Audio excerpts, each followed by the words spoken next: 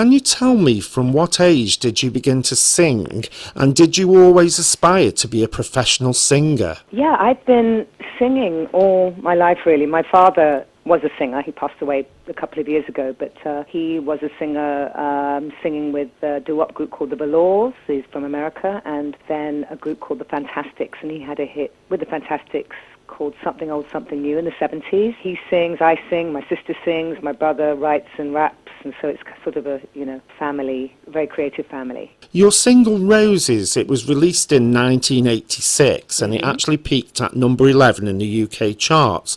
Now, can you tell me what the 80s era was like for you? It was really fun and very bright and colourful and free. Musically is very, lots of melodies in the music and the fashion, as you know if you look, big hair. But a lot of very glorious British music came out then, Tears for Fears, Culture Club, very fun, joyful is how I sort of perceived it. Okay, so what was your favourite era in music, Haywoode? Was it the 60s, the 70s, the 80s, or even the 90s? To be honest with you, it's a combination of all, I love music, so I couldn't really choose an era. I love the 60s, it's how kind of, being influenced from my father, Don Haywoode, I got very inspired by Motown. I love the way that Motown music, they wrote a pop song, very, stories, the lyrics told stories and a great hook.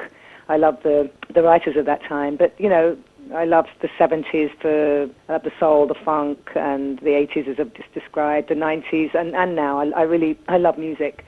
I started off, as a professional dancer, actually, as I went to a performing arts school. So I also love to dance. So I still dance a lot. So I do a lot of dance classes.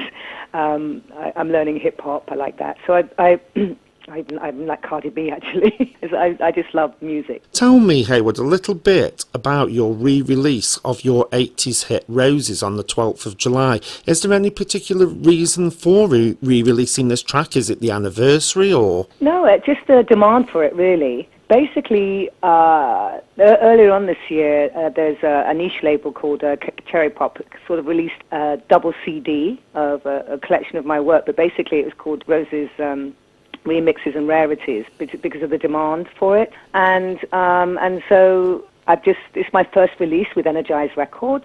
Have some really great mixes that are, current for this time. So it's my first release with Energize. It's giving people what they want. You can never have enough roses, in my opinion. You were actually born in London, is that correct? Correct, yeah. And what was it like, Haywoode, growing up in London as a child?